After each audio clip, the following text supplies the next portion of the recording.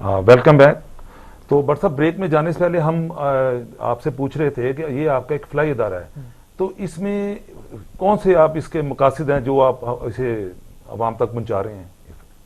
دیکھیے، سب سے پہلے جو ہم سب سے زیادہ جو قیمتی چیز ہوتی ہے وہ انسان کی اپنی ذات ہوتی ہے. جی. ایک ذات اگر وہ بہتر ہو جاتی ہے، اس کی ذات بہتر ہو جاتی ہے، وہ فرد بہتر ہو جاتا ہے، تو وہ معاشرے کے لیے ایک بہتر کردار ادا کر سکتا ہے. جی. تو سب سے ہمارا جو ادارہ ہے اس کا بنیادی جو سے سلوگن بھی ہے کہ ایک فرد ایک معاشرہ. ایک فرد بہتر ہو جائے گا تو معاشرہ بہتر ہو جائے گا، اور وہ ایک فرد میری ذات ہونی چاہیے. جس دن میں بہتر ہو جاؤں گا، معاشرے کو ایک اچھا انسان ملے گا، میرے بچوں کو ایک اچھا شوہر ملے گا، میرے پڑوسیوں کو ایک اچھا پڑوسی ملے گا. تو میں نے سب سے پہلے اپنی ذات کو ٹارگٹ کرنا ہے. جس دن میں اپنی ذات کو بہتر کر لوں گا، پورا معاشرہ میرے لیے بہتر ہو جائے گا اور انسانوں کو بھی کے لیے بہتر ہو جائے گا. اب عزیز صاحب، اس میں کون کون سے ایسے رویے ہیں جس کو بہتر کر کے، جو بیسک رویے ہوں، بیسک کو ایسے 5 یا 6 رویے ہوں جس کو ہر انسان درست کر کے افراد تفرید سے نکال کے ان کو ایک یعنی ایک میڈیم لائن میں لے آئے بندہ، کہ بندہ ایک اچھا فرد بن جائے؟ وہ کون سے ایسے ہیں؟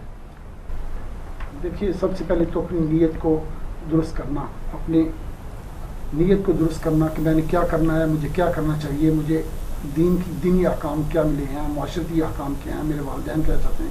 وہ ہم میں سے ہر فرد کو پتا ہے کہ یہ نیکی کام ہے، یہ بری کام ہے. یعنی اپنی نیت کو درست کرنا اور اپنے اندر ایک بہترین رویہ جس کو کہتے ہیں. بٹ صاحب، میں آپ کو ٹوک رہا ہوں معذرت کے ساتھ.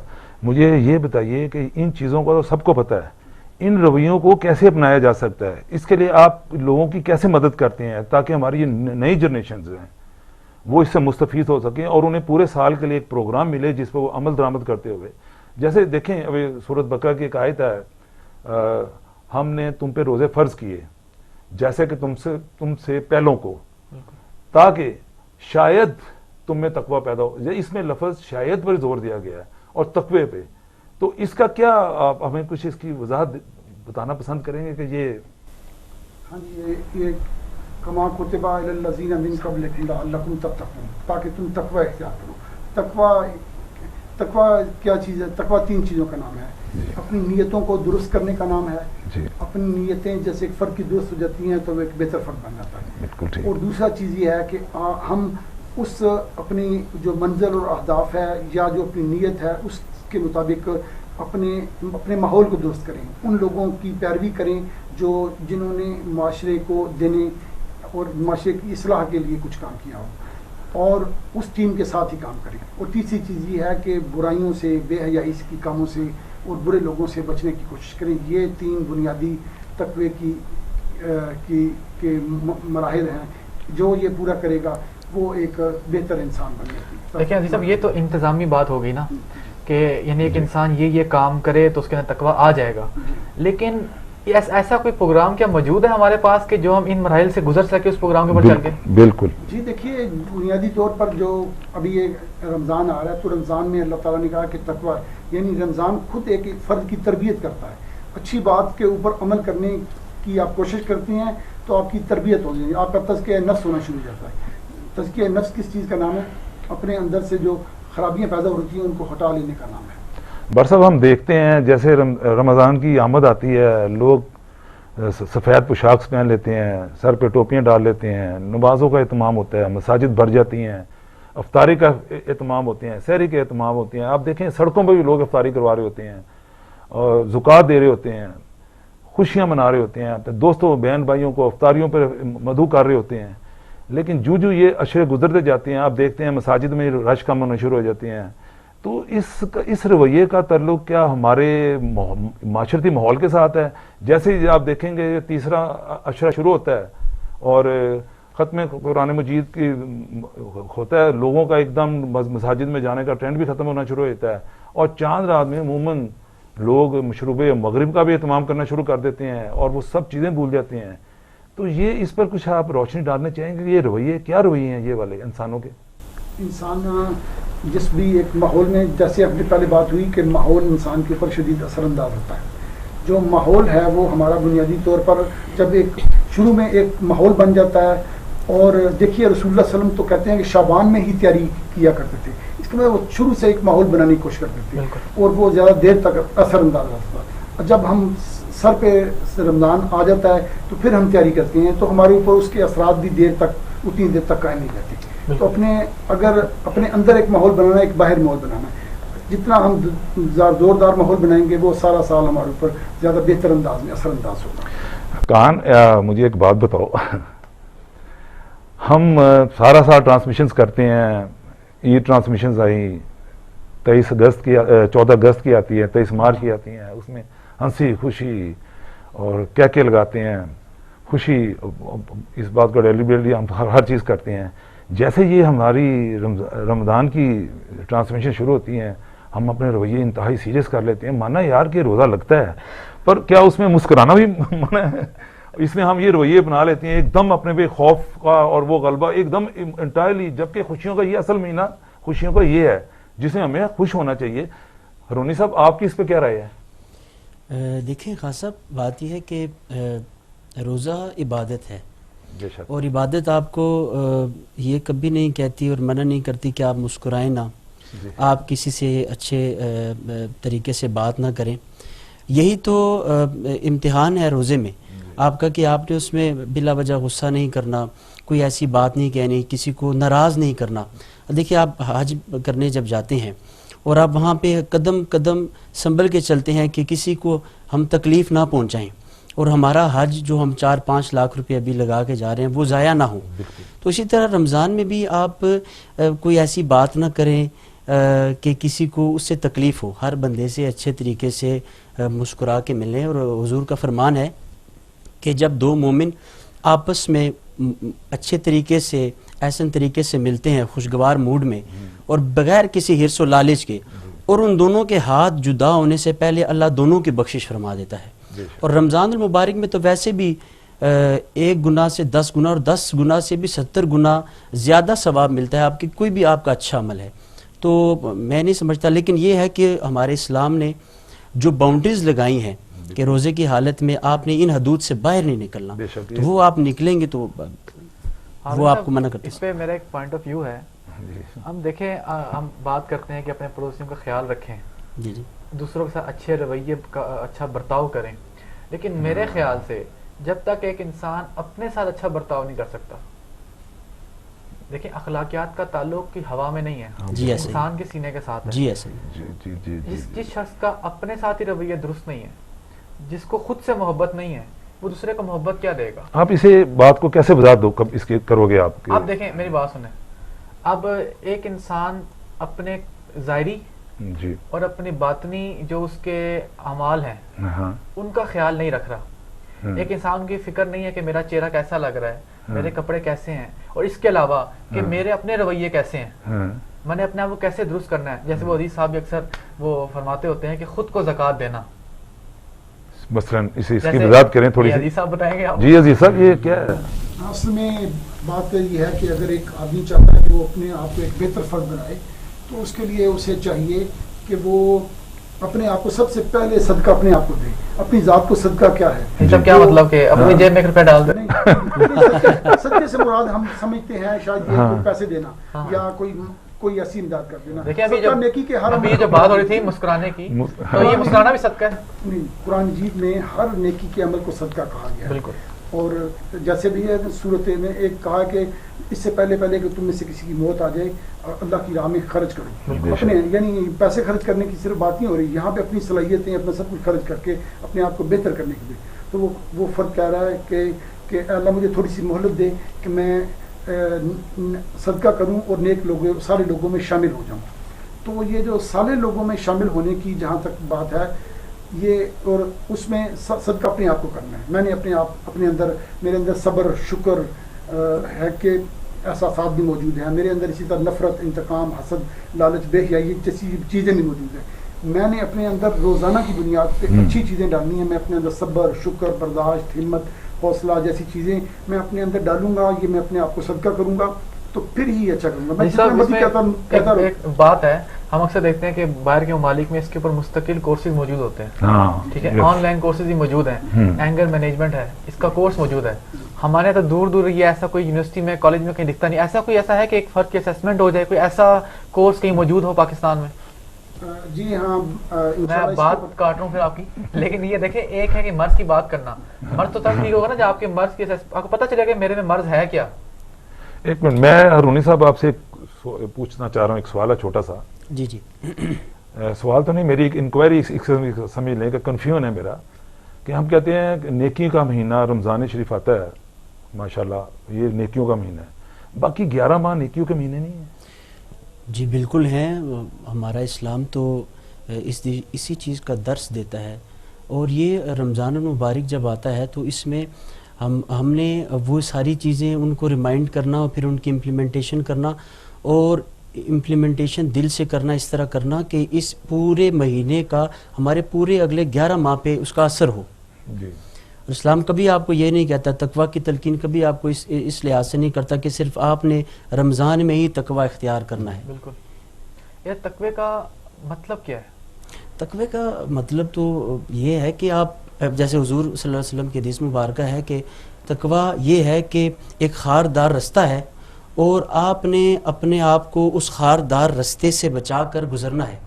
اسی طرح اس دنیا میں آپ کے قدم قدم پر امتحانات ہیں، آپ کو اچھے لوگ بھی ملتے ہیں، آپ کو برے لوگ بھی ملتے ہیں. آپ نے اپنے آپ کو برائی سے بچانا ہے.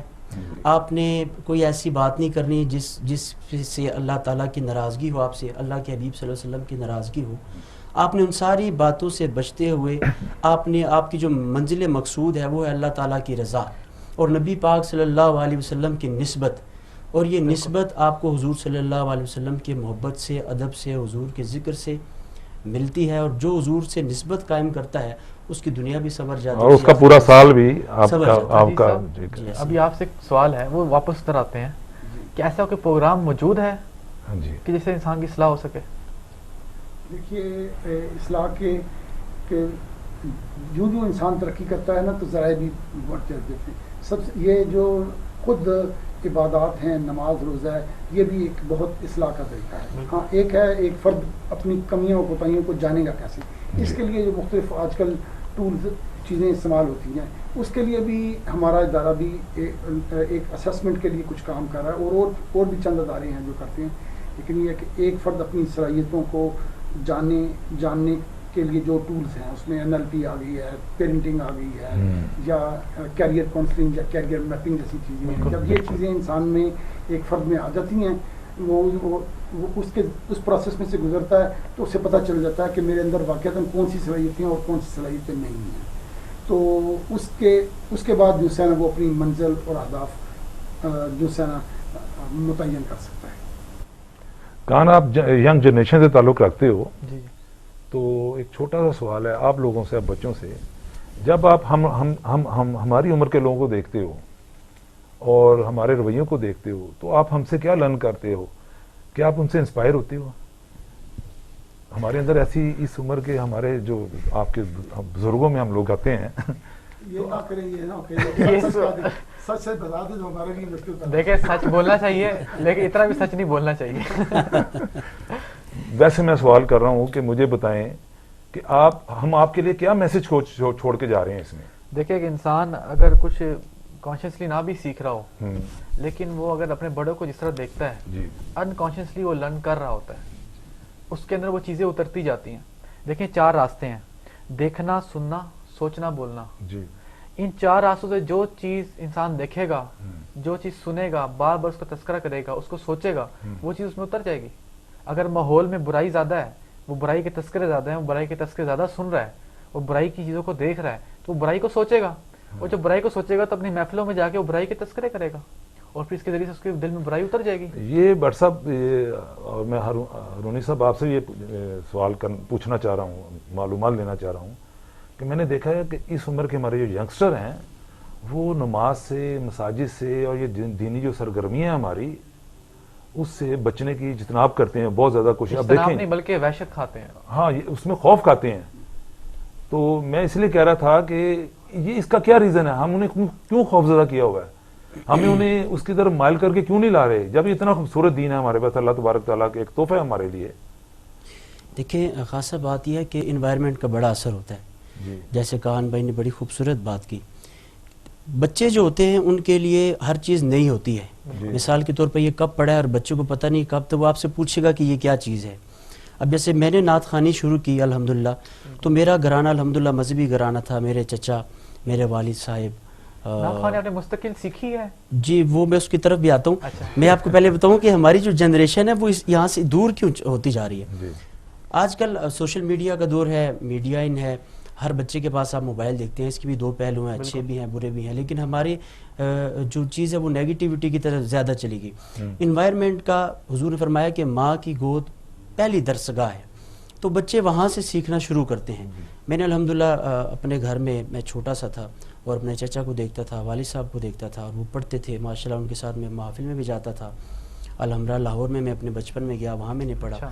تو میرا اس طرح ان کے ساتھ سفر ہوتا تھا. پھر میں ان کو دیکھتا تھا وہ اٹھتے کیسے ہیں، بیٹھتے کیسے ہیں، بات کیسے کرتے ہیں، کھاتے کیسے ہیں، پیتے کیسے ہیں، جو ارکان ہیں اسلام کے ان کی پابندی کیسے کرتے ہیں. تو میں نے ان سے بڑا سیکھا. پھر نعت خوانی میں میرا شوق ڈیولپ ہونا شروع ہو گیا، اور میری انسپریشن الحاج خورشید احمد صاحب مرحوم رحمۃ اللہ تعالیٰ علیہ وہ بنے. اور پھر میں نے باقاعدہ جب میں نے دیکھا کہ نعت خوانی بھی ایک صنف ہے اور اس کو بالکل آرٹ ہے، اور اس کو باقاعدہ سیکھنا، پھر اچھے طریقے سے حضور کی بارگاہ میں حاضری پیش کرنا، اس کی جستجو جب مجھ میں آئی تو پھر میں نے باقاعدہ شاگردی کی. تو یہ آپ اس کی روزانہ ریہرسل کرتے ہیں؟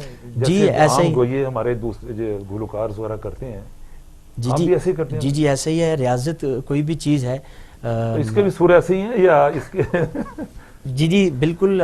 موسیقیت کے بغیر تو نامکمل ہے. اچھا. بعض لوگ اس کو کہتے ہیں کہ موسیقی سیکھنا یا موسیقی سننا جائز ہے یا نہیں جائز نعت خوانی کے حوالے سے. یہ بہت اہم سوال ہے، آپ بہت اہم بات بتا رہے ہیں. جی جی جی بالکل ایسا کریں گے انشاءاللہ ہم نیکسٹ پروگراموں میں. تو نعت خوانی کے لیے میں الحمدللہ باقاعدہ جو میں جن کا شاگرد ہوں وہ صوفی میوزیشین ہیں، اور حضرت میاں تان سین کی 18th جنریشن میں سے ہیں استاد شبی سین صاحب. اور میں ان سے 10-12 سال سے راگ داری کی پراپر تعلیم لے رہا ہوں، اور صوفی میوزک بھی میں نے سیکھا بھی. اور آپ تھوڑا سا کوئی کلام ہمیں اور سنانا پسند کریں گے؟ جی میں ایک بڑا خوبصورت کلام، جی نعتیہ کلام ہے الحاج شہزادہ ڈاکٹر غلام محمد گوہر نذیر گوہر، آپ کا لکھا ہوا بڑا خوبصورت کلام ہے، میں پیش کرتا ہوں. ماشاءاللہ.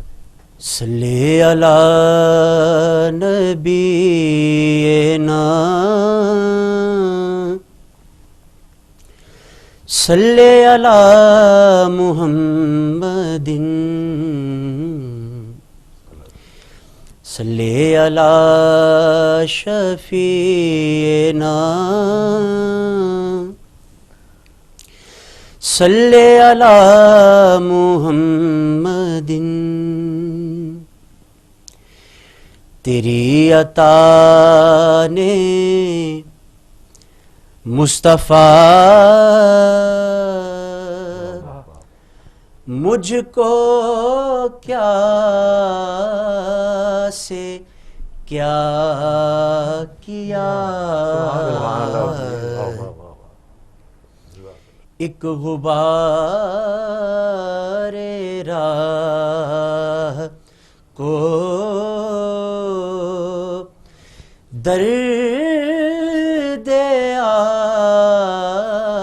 آشنا کیا.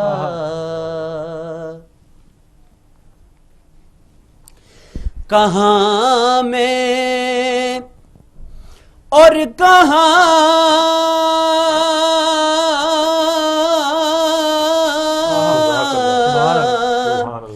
تیری گدائی مصطفیٰ،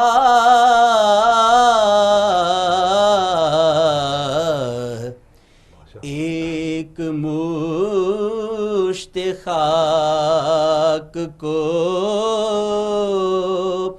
اعزاز یہ عطا کیا. اپنی لگا کر لگن تو نے جان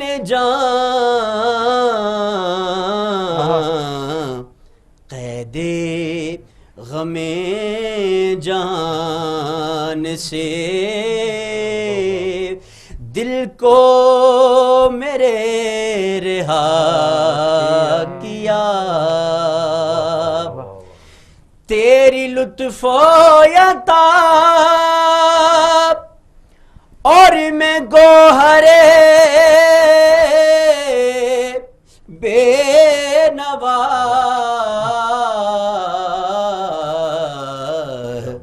مجھ کم ترین جہان کو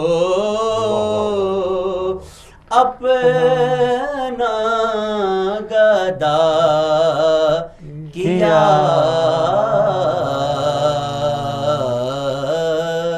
سبحان اللہ، سبحان جی، اللہ۔ ماشاء تو اللہ، ایسا ایک ماشاء شعر عرض ہے، جی بسم اللہ۔ کوثر میں دھلا لگتا ہے لہجہ مجھے اپنا، واہ واہ واہ واہ واہ۔ کوثر میں دھلا لگتا ہے لہجہ مجھے اپنا، کیا ذکر ہے تیرا کہ نکھرتی ہے زباں اور۔ سبحان اللہ، سبحان اللہ۔ تو ناظرین، ادھر ہی ہمارا پروگرام فضائل رمضان اختتام ہوتا ہے، تو پھر اسی امید سے خدا حافظ چاہوں گا کہ پھر ملاقات ہوگی۔ شکریہ۔